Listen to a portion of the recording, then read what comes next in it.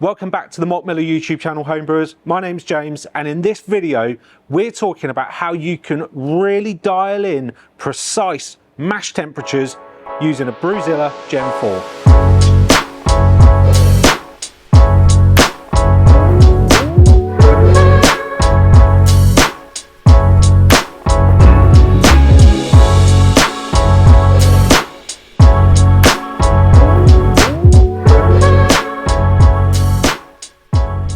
Now, before we dive too far into how we're going to be managing our mash temperatures, it's important for us to understand actually why it's so important.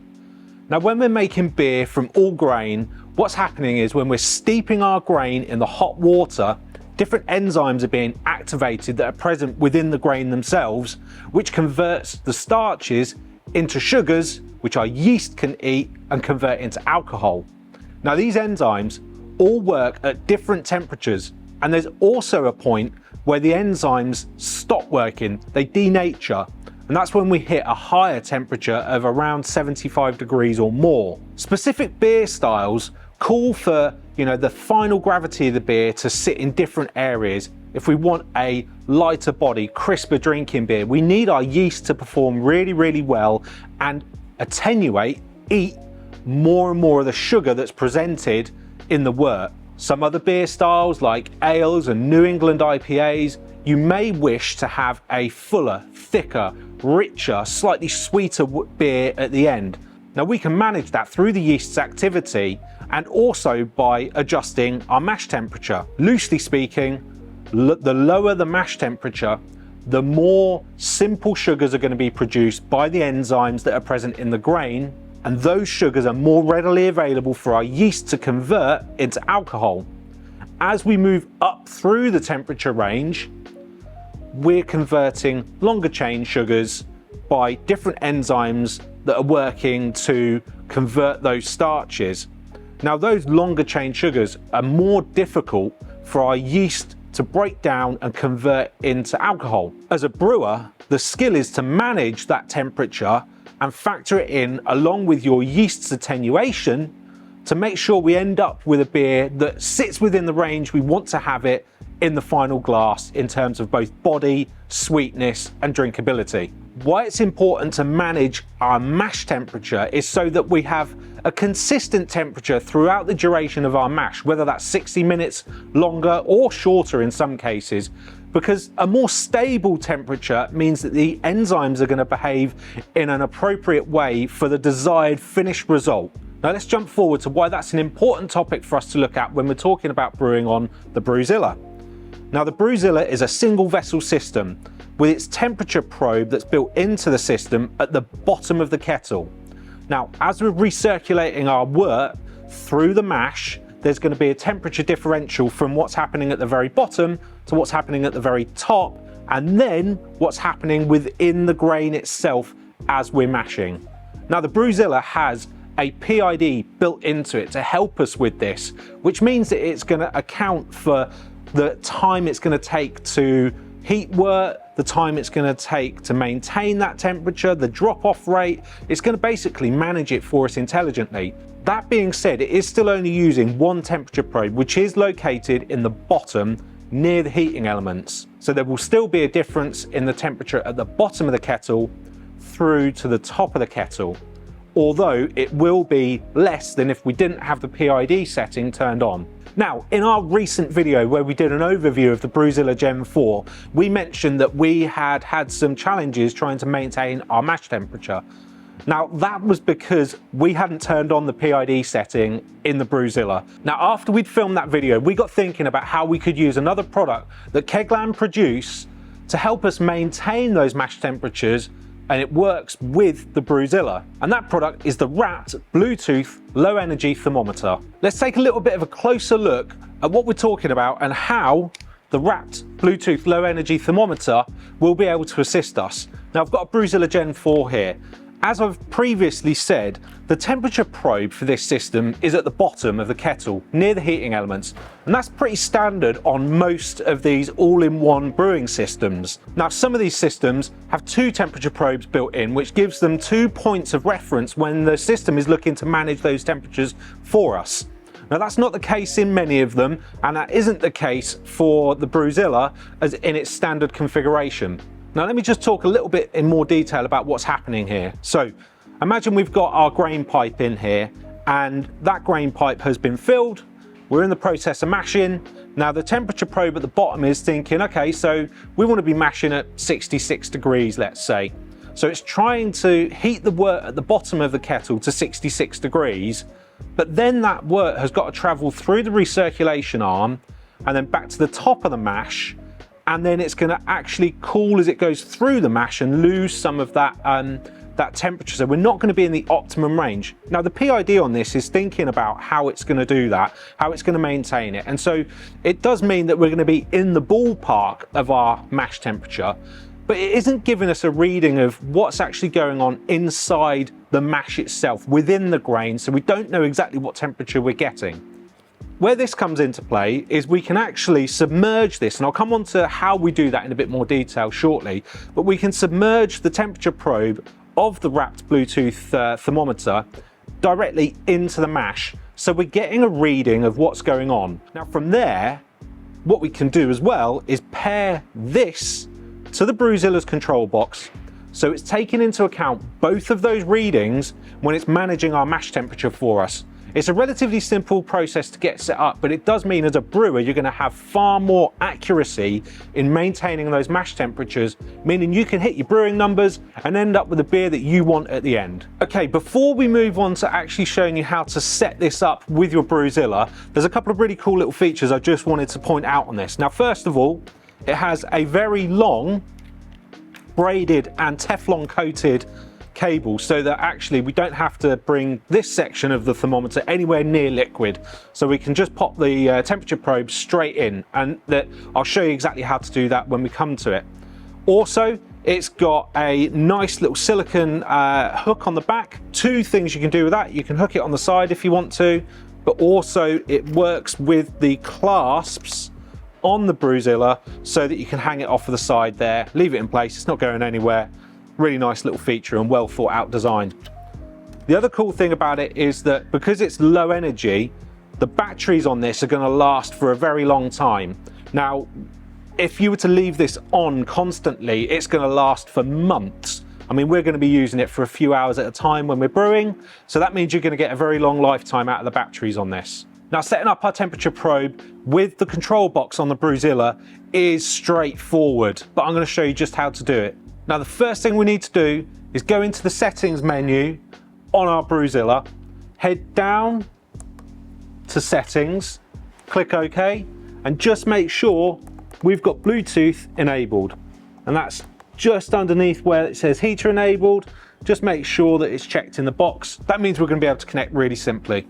Then turn on the temperature probe. Now hold the button down on the center of it for a little bit. The screen will illuminate and it will say on.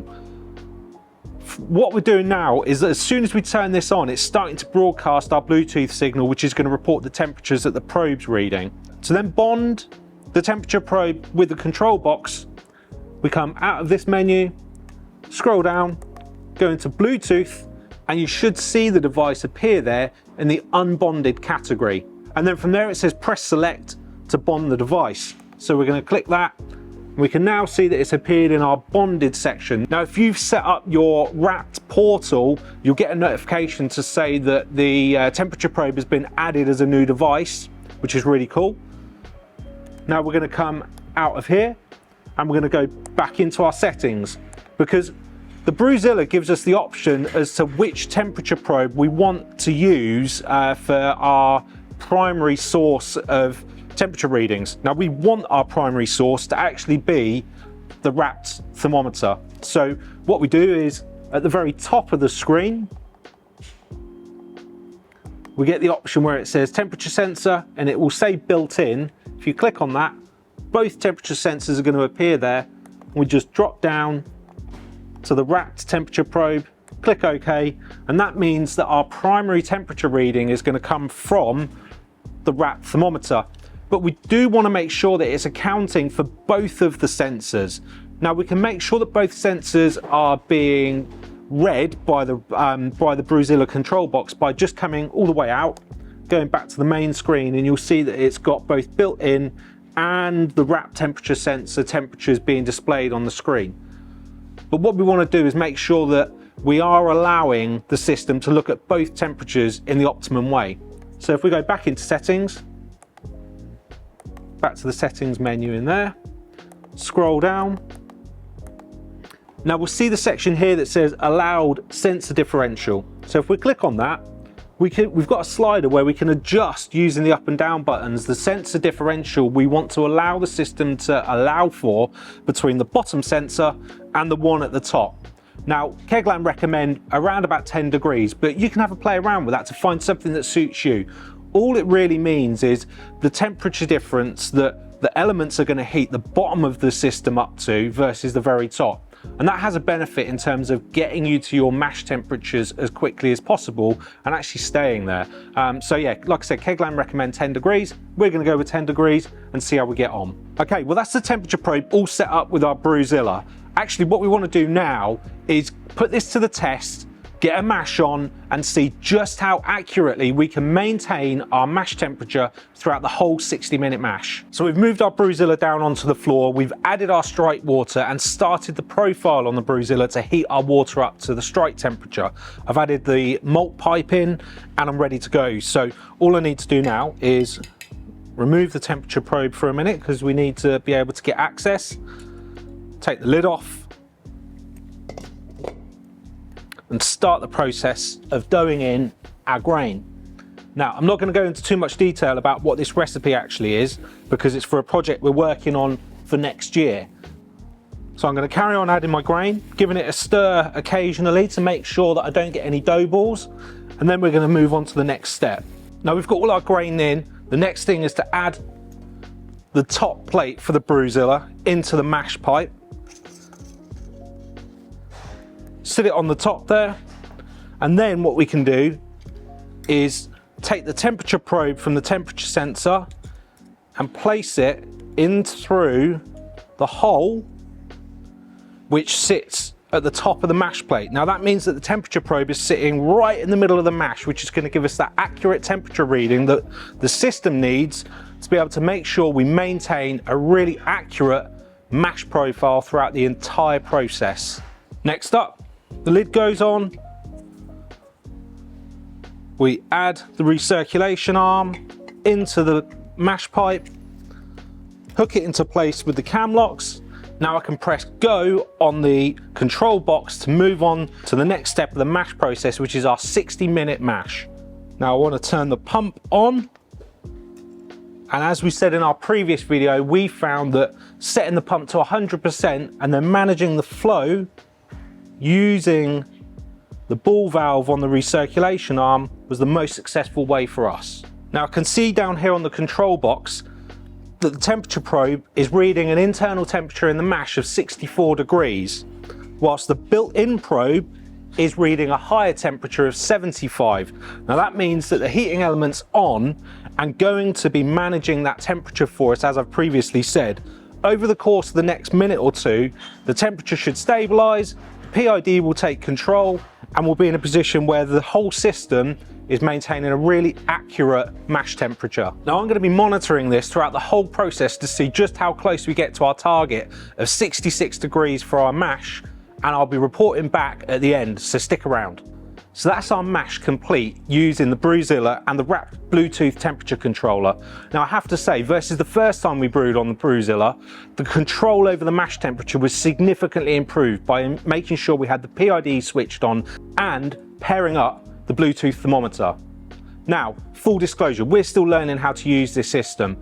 As you can see from the graph that I've put on the screen here, initially we overshot our mash temperature. That was down to me. I dialed in a strike temperature of my brewing liquor too high, which meant that when I added the grain, it didn't come down as much as I was expecting. So I added a couple of litres of cold water, which made sure that the temperature came back down. Now, once we got there, The way that the PID managed the temperature of the mash in conjunction with both this thermometer and also the internal probe, it made a massive difference to how stable the mash temperature was versus the first time we brewed on this. What's also really cool is that you can go in and actually tweak the PID settings on the BrewZilla, which is something we're going to be looking to do in the future to see if we can really nail down that mash temperature variance. Now, we saw a variance of maybe a degree and a half before the PID kicked in and turned on the elements to bring the mash temperature back to where we wanted it. Now, I'm confident I can get that dialed in even closer by using the settings that you can customize in the controller on the BrewZilla. Now, we continue to be blown away by how adaptable this system is, how much control you have as a brewer, the information you get fed from the platform in terms of being able to look at things like this graph, which shows you the mash temperature, but also how powerful the BrewZilla is. Now, all that remains for me to do is go back over to my brew, get the boil done, get my whirlpool done and get it into a fermenter. But what remains for you to do is make sure that you're subscribed to our channel. If you're not already, do so and hit the bell for notifications so you can stay up to date with everything we're doing here at the Malt Miller. We've got a stack load of content on our channel for you. Don't forget, you can also follow us on Facebook, Instagram and Twitter, and have a great brew.